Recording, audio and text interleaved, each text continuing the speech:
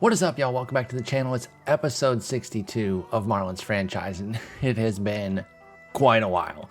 It's been about 2 months since the last one went up. There was a delay from the time that from between 60 and 61, now 61 to 62.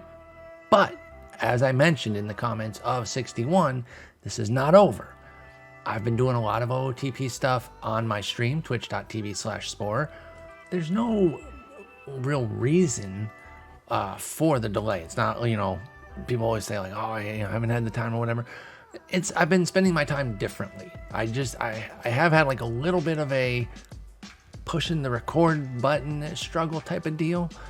And I don't really know what it was. I really don't. I would just prioritize something else. Okay, I'm going to do the stream, and then I'll do this article, and then I'll do the Marlins video. And then I get through those tasks, and I didn't have the energy for Marlins. So I apologize for the delay, but it's back, and I have the game plan for how this is going to end, because I am going to go ahead and map out the final 8 episodes of this series.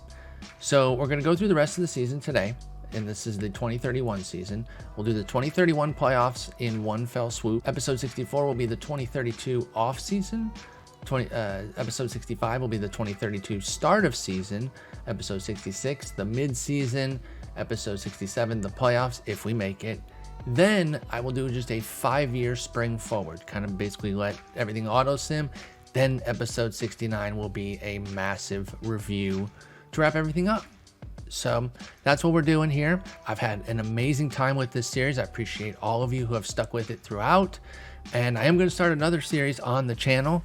I got a lot of plans for that. And I got some things that I kind of would have wanted to incorporate in Marlins franchise if we weren't so deep already. Let's dive back in here. Let's get you caught up if it's been a while, or maybe you're new. Maybe you stumbled on episode 62 and for some reason you're like, you know what? 1 through 61 just isn't for me. I'm not going to give you a full rundown of everything we've been through. It is 2031, but I'll give you a catch up of what we're doing right now, which is this 2031 season where we are a game and a half back at the trade deadline. It is July 30th. We do have a 9.5 game lead on the wild card. We're looking really good there. No major concerns for a playoff spot right now. Doesn't mean we're guaranteed anything. You go into an August, dog days fall off, and you can be out of a playoff spot real quick. So I'm not counting any chickens before they hatch, but we're in a good spot. Did feel like we need to make a move, and I did just that. So before I give you a lineup review, let me give you a look at the trade we did. We needed an outfielder, so I went and got Seiya Suzuki. He's now 36 in this universe, about to be 37. And he's already played a game for us, but he's having a pretty strong season, a 132 WRC plus, 32% above league average, already a 3-win season. In fact, he played 102 games last year, must have gotten hurt, which matches the 102 games he's played this year, or at least with Milwaukee. As you can see, he has 1 extra, but basically matched his output. The shape of it is a little bit different, 3.1 WAR to 2.7, not very different overall though. Pretty reliable guy here. Still has 60 home run power, 55 contact, 55 eye, 50 gap, and 45 avoid K. So he's going to swing and miss a bit, but he makes up for it with the power and the eye. High loyalty and intelligence. Great arm in the outfield. Quality corner outfielder. Could push into center if stretched, but we won't really need him out there. So we added him to the lineup. Straight up for Juan Sierra, and they paid 85% of the contract. Juan Sierra is 25 years old, really kind of on that quad A fringe, so to speak. Quad A being, this notion that a guy's not quite good enough for the majors, but too good for AAA. But anyway, we just weren't really doing much with him. We kind of brought him up through our system, and then was he in Colorado? How did he get to Colorado?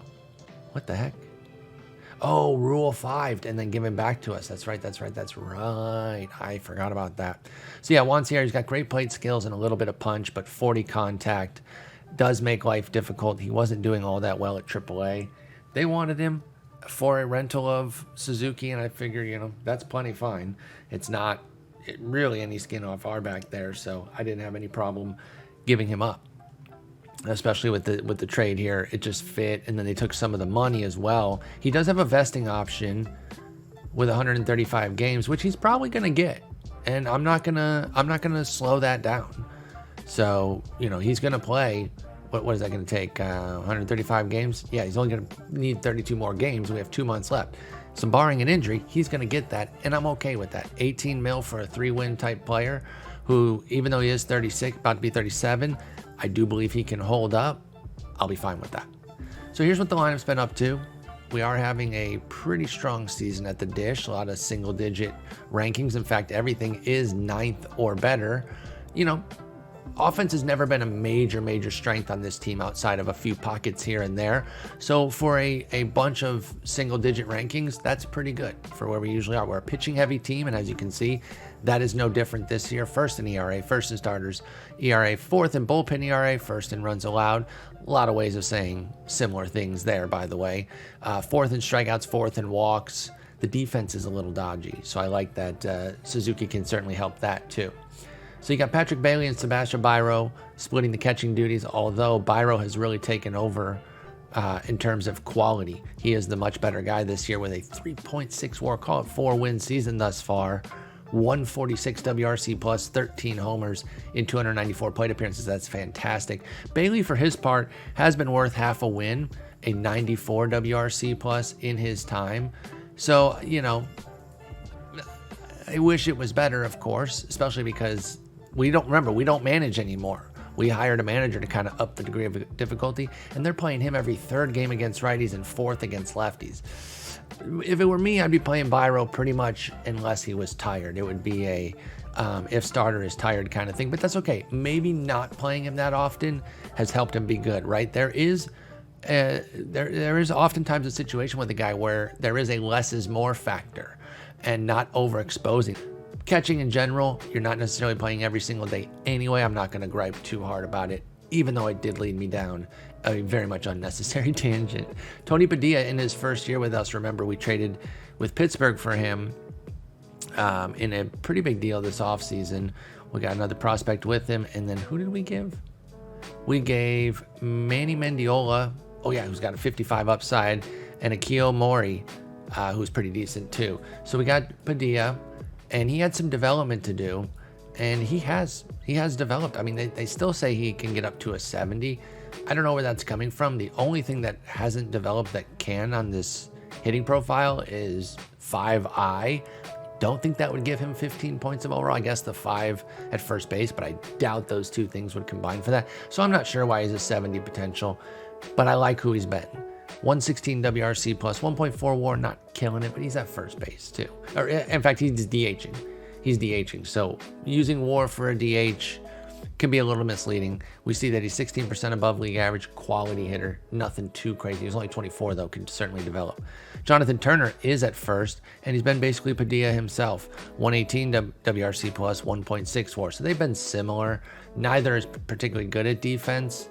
As you can see, I mean, I guess Turner does have 55 range, so that is better than Padilla at a 35. So I will retract that. Turner is markedly better. So there's that. Maximo Acosta is on the bench as a utility guy, and he's been really bad. 40 WRC plus.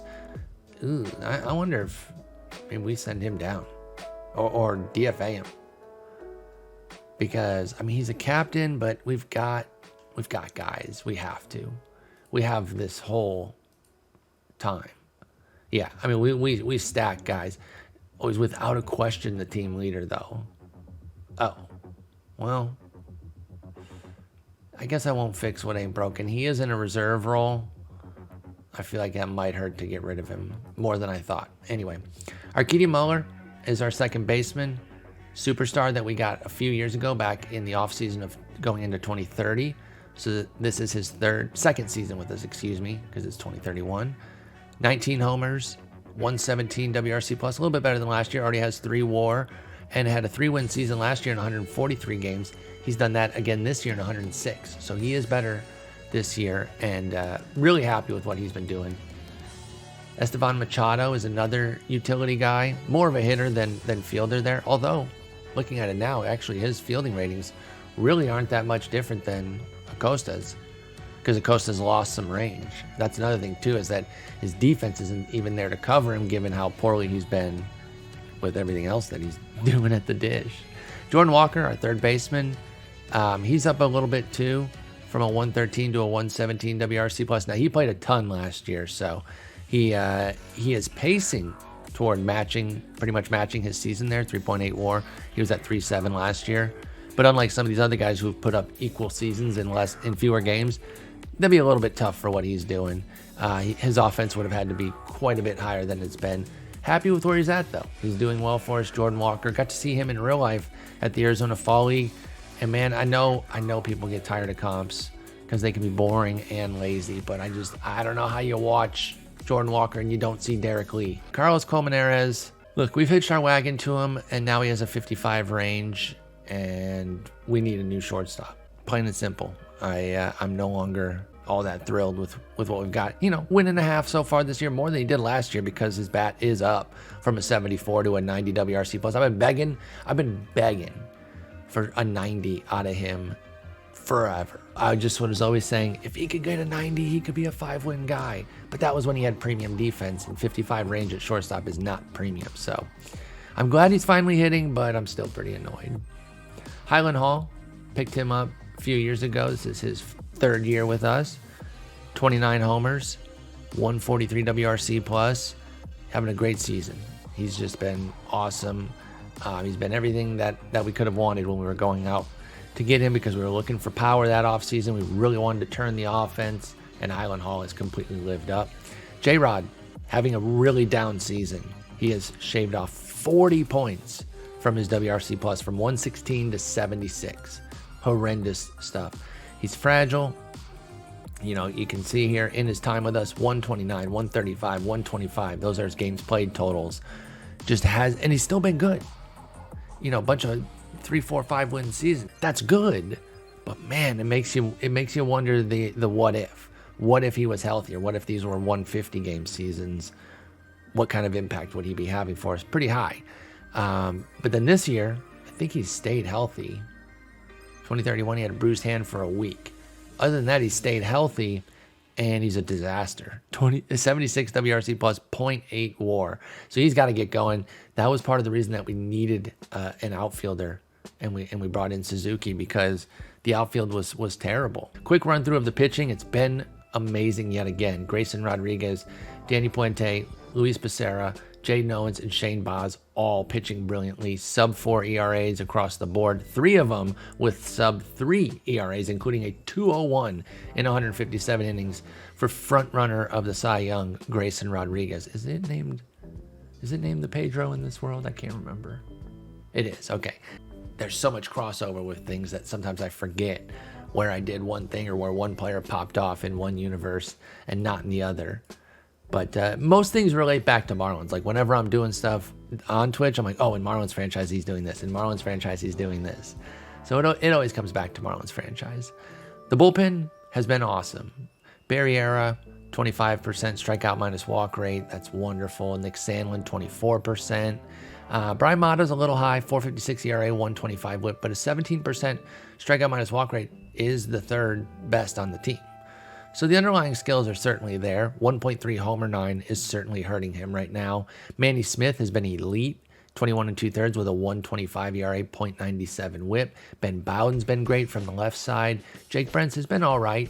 He's really in that specialist role, but as you can see, he's still pitching a lot against righties, and he's actually got a massive reverse split. 5% strikeout minus walk against lefties, 18% against righties. Okay, you know what?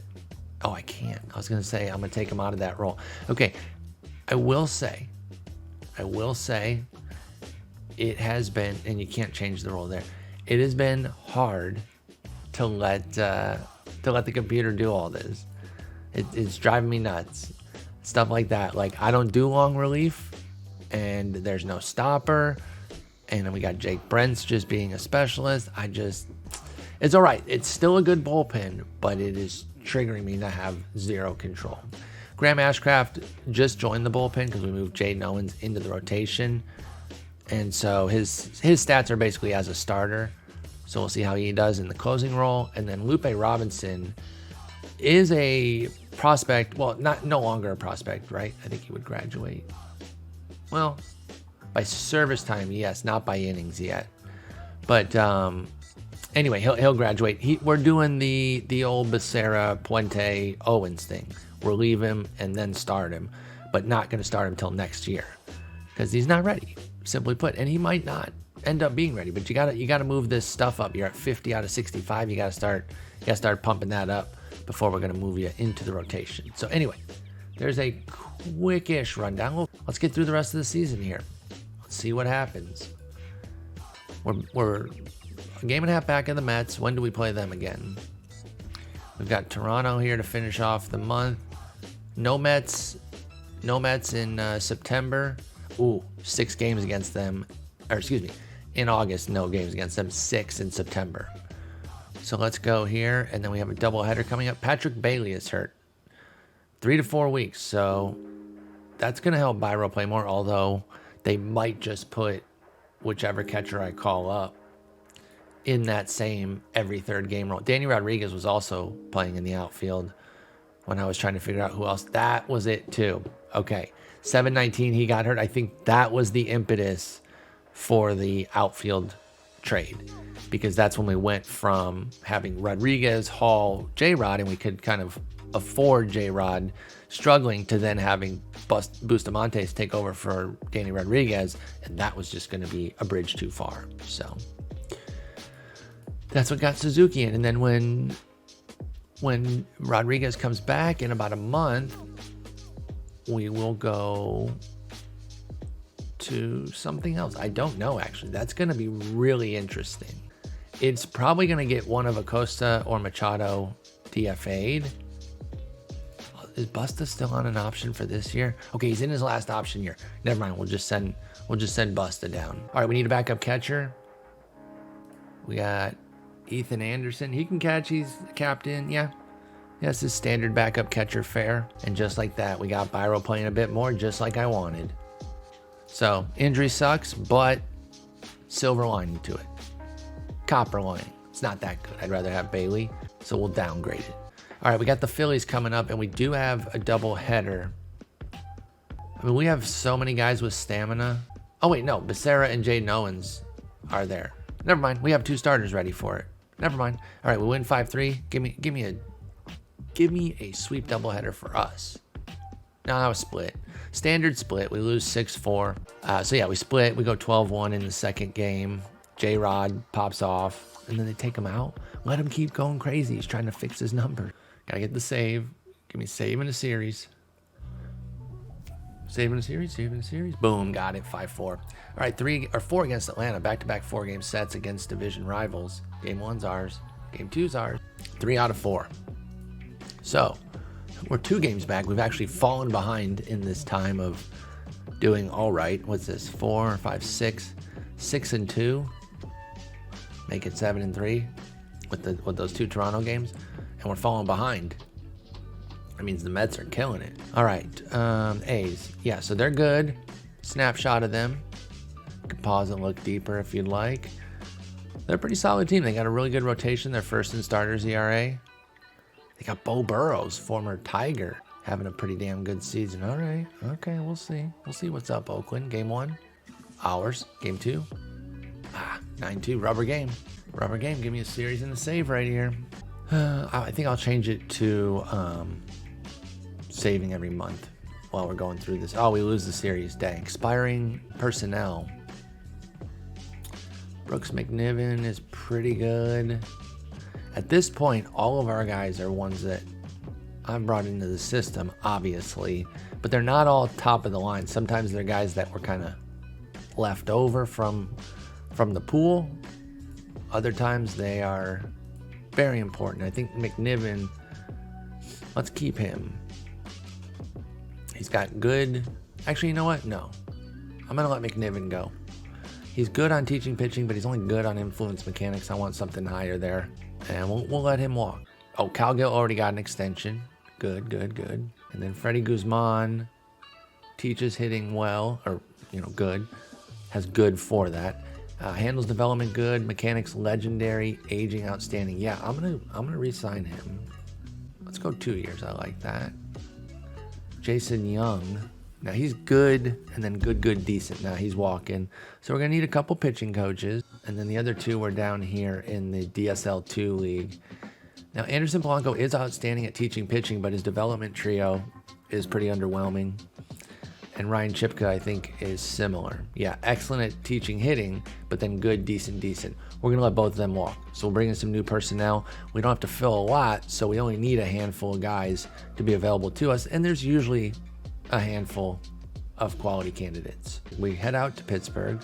They're 50-71. They're still booty. Have they been trash all franchise? Oh my gosh, they really have. They spiked up to second one time. Man, they're miserable. That's rough. That is rough. Well, let's dump them. Well, we lose the first game, of course. We win the second game. Nick Sandlin out 4 to 6 weeks.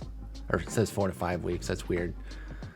We usually do the 2-week interval there. Wagner Morissette having a pretty good year. He's been great as a starter. He's really figured out some control. Oh, he was giving up a gajillion home runs for us. Fly ball pitcher with 40 movement. I mean, that will happen. Let's give him a call. He'll be in the bullpen, I hope. Wait, who's out of the rotation? I'm sorry, what? Nick Sandlin was not starting, was he? What the hell, he was? No, why does it say SP? Get out of here. He did start this game, like as an opener? He starts a game and immediately gets hurt. Well, then that's why you shouldn't have started him. Stupid idea to begin with. They put Shane Baz as closer. He's been, okay. He's not having a bad year. 96 ERA plus, a little bit below average. Sure. I mean, he'd be nasty as a closer. Boy, I don't know. All right, let's see what they do. Okay, they brought him back. Okay, all that hand wringing for nothing. Okay, get the series against Pittsburgh. Give me a break. Thank you. 10-8. Take a day off. Head out to the Cubs. They are in second, just a half game back. They're a good team. They are pitching led. They got our old friend Jason Dominguez, who we specifically got rid of due to the injuries just piling up. And as you can see, he's now wrecked. So while that outfield defense is brilliant, the plate profile has gotten a bit dicey. It's put a lot of pressure on that 60 home run power to kind of do everything. And he's wrecked. So I wish him well, but we couldn't hang on to him. All right, let's get into this one here. Game 1 in Chicago against the Cubs. We lose 4-3. Game 2, we lose 14-2. Was that Baz? No, that was Danny Puente and Barriera getting slammed. Wow. Save one? Salvage one? Please? Gross. We get swept. Okay. So the Cubs jump into first in their division. And we're pretty good. We're holding second, right? Like, it would take the biggest meltdown ever. We'd have to try to lose to fall out of second. So that part's good at least. Get another off day, so pretty quick off days there. We go to San Diego is waiting for us when we get home. They are leading the division 85-44. Okay, so we get back-to-back difficult series here. Let's bounce back after the ugly Cubs sweep. Game 1, ours, 6-5. Game 2, 5-1 loss. Give me the series. Dang, we lose. Patrick Bailey's back, but my goodness. Disappointing run here. Ethan Anderson, you were an adequate fill-in. Appreciate your services. Patrick Bailey, welcome back. J-Rod has only improved his WRC plus by 1 point. He is on Snowflake. It has just been a rough year for him.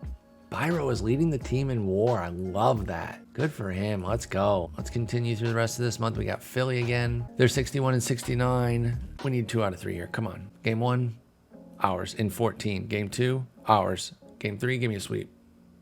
We'll take 2 out of 3 and then an off day. Padilla hit a grand slam and then a couple solos. Turner his 25th. Padilla his 25th. Muller his 23rd. Man, if you've been following us this whole time, you know that we don't usually have like multiple 20 homer hitters in the season. Like, I mean, we might have 2. We might have literally multiple, like the bare minimum for that, but we have 5 right now with a month plus left. It's awesome. All right, we got a little Texas two-step here. We get an off day. Graham Ashcraft, torn rotator cuff, out 8 to 9 months. Do we need the 40-man spot? We're at 38. I think we're fine. We could always take some of these guys off too. What's Ashcraft's contract status? Oh, he's arbitration eligible. Yeah, I gotta be honest, at 33, getting this long of an injury, he's probably not gonna return. So I'm gonna actually put him on the 60 right now, which means he's off the 40. We'll take that spot. Not necessarily because we need it, but because I just don't think we're gonna have Graham Ashcraft anymore. I really don't. Mario Guzman is having a great year. Do we want to reward that? Ken Amasako is the other one. One of those two. They're both on the 40. Let's go with the younger guy. He's a little bit better. Well, they're both 40s. 65 control. Oh, yeah, they're the same. It's minor splits that make them a little bit different. I'm going to go with Amasako. Oh, I like that. Boz is ready, but then they jumped back up to Grayson there. Because since we've been having all these off days, you might as well, if you can get to him ahead of turn, especially with Boz. They thought Boz was worth taking out of the rotation, for crying out loud, for a second there. All right, so we got the Texas two-step. We're going to the Rangers. They're 63 and 72. And then we go to the Astros. They're 55 and 80. We do get an off day in between, which is kind of dumb.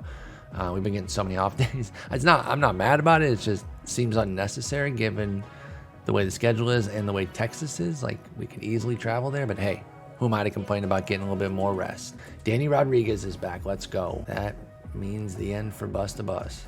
Yeah, 68 WRC plus. He's so terrible. All right, D-Rod, you're back. Let's see what they do with that.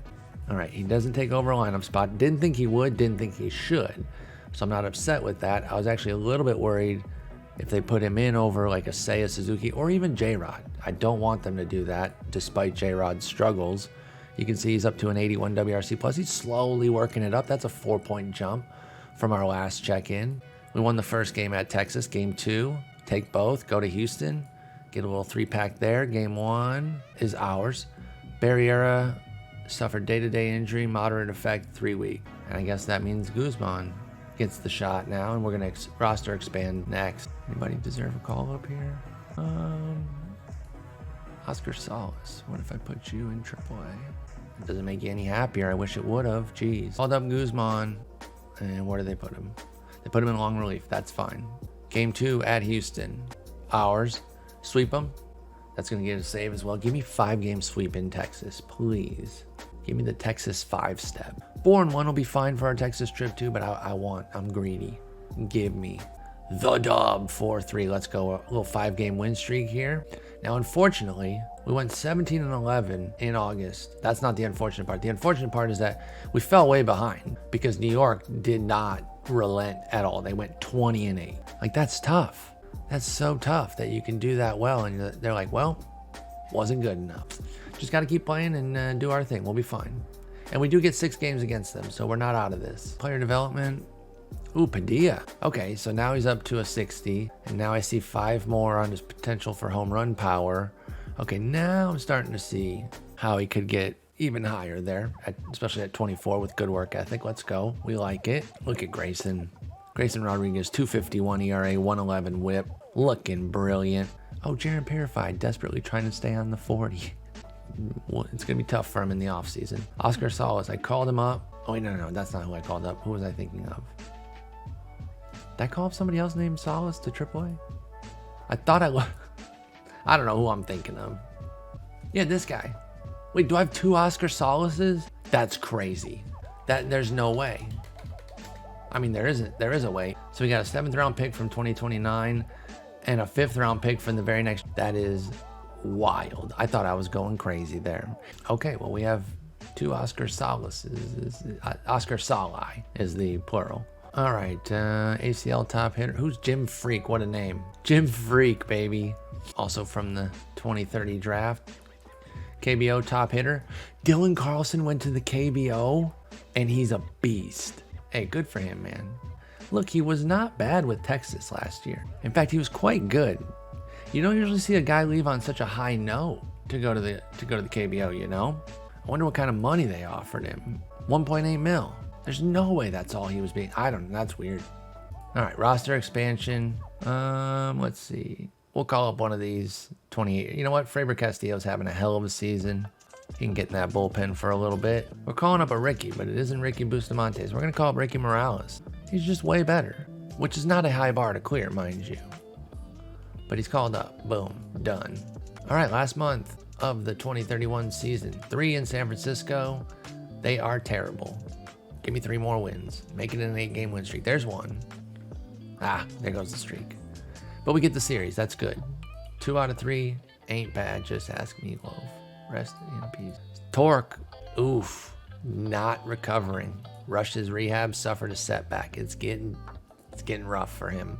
All right, so we have all of our next 13 games against Washington and the Mets. Home and homes with both of them. Here we go. First one against Washington. Game 1 win, Game 2 loss, Game 3 win. Let's go. Get the series. Now, we're 6 back. We've clinched our playoff spot. That's good. But we need, we desperately need this series. I'd almost say we need a sweep. It's so hard to have to call for a sweep, but I mean, come on. Grayson wants a contract extension. Jeez. I can't if I wanted to. Damn. Grayson is a stud, but he's fragile. He's going to be 32. Frankly, unless he would sign like a 2-year deal anyway, which he wouldn't, I doubt. I'm fine. I'm actually fine with it. We'll figure it out. That's next year, Paul's problem though. We got work to do this year. Mets at home, give it to me. Game 1, loss in 10. Dang it. Stupid Wagner Morris said. Game 2, loss. Game 3, win. Big deal. Now we'll speed sim through the Washington series while I pout. Man. Oh, Nick Sandlin's back. Hooray. That would have been cool to take 2 out of 3 at the very least. Fraber was just called up for expansion, so I don't feel... They put Sandlin in the rotation, y'all. I don't know how I feel about that over Boz, but Boz has been pitching well, too, since rejoining the rotation. And strikeouts are a bit light in his last 2, but we'll see how it goes. Sandlin's in now. Sweep Washington. Come on. Give me 4-game sweep. Let's go. We do get a 4-game sweep. So we're 6.5 back. Again, the Mets just refuse to lose. They're 9-2 in September. They're not relenting this division. They're simply not. Barriera's still hurt. Estevan Machado is like, yo, can I be on the team next year? And I'm like, I don't know. You're 28. You're not very good. So I don't know, man. We desperately need a sweep. Sweep is the only thing that's gonna do anything here, else I'm just gonna sim to the end of the season. Game 1 win, Game 2 win, and Machado gets hurt right after begging to get a contract, and he's wrecked. Yeah, there's no universe where we're signing him next year. J-Rod's hurt, pending diagnosis. Ay. Not cool, y'all. Call Cashman back up. Can we get this 3rd game here? Please. Damn, we lose in 10, 5-4. Oh, that would have been nice. And it's Grayson.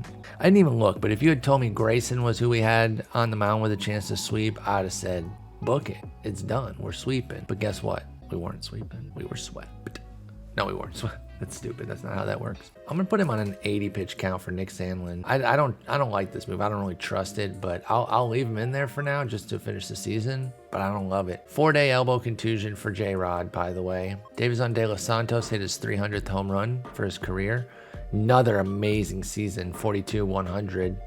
He went 43-101 last year and 40-103 the year before and 57-131 the year before that. Gosh, what a power force for the D-backs. Are they good? Yeah, okay, they're making the playoffs. And they're not going to catch us. So we are locked into the number 1 wild card here. I think we could literally lose every single game here and it wouldn't matter. So let's see what is going to shape up for us in the playoffs. Dude, Tim Anderson's still awesome. Barriera's back. Just remembering all the negotiations with him and how badly I tried to get him. He was the one that got away. 3 more games, or 2 more. We lose the first one at Philly. We lose the second one. All right, so we won that last game.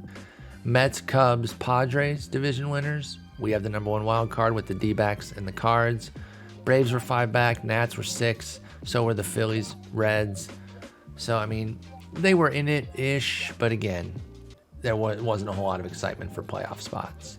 Davison De Los Santos led the National League with 44 homers. Malfred Sosa with 50 for the Twins. Malfred Sosa's basically become what Miguel Sano's peak would have been. So here's the bracket. It'll be the Orioles and Yankees with the Angels and the A's, and the Tigers and Red Sox waiting. We're going to face the Diamondbacks with the Cardinals and Cubs in the other series, and then the Padres and Mets waiting. Now, the Padres aren't necessarily waiting for us. It's a reseed situation. Wrapping up, I'll do a preview, a proper preview before we start against them in next episode, but they're offense heavy. They have been throughout most of this franchise. They've got great players, a lot of whom they've homegrown. We know about De Los Santos. I've been talking him up all episode, but Lawler, Johan Benitez, Rodolfo Balderas. Oh shit. Maury, who we traded to them, is a beast. Oh, this is interesting. Oh my God. He was in the Tony Padilla deal, and I just figured it was with Arizona. I was like, well, that's how he got there. No, I forgot. We Rule 5'd him from the Diamondbacks. We trade him to Pittsburgh. Pittsburgh's dumbass returns him to the D-backs, and he goes off. He puts up 3 WAR in 116 games. And this is why the Pirates are the Pirates, right? This is why they have not gotten out of their funk, even in this world. Again, we'll do a proper preview of this team. Next episode, we'll run through the whole playoffs, and I have the whole rest of this series mapped out. We're going to get through 69 episodes. Promise it won't be a 2-month interval in between. Appreciate those of you who come back to watch this. Peace.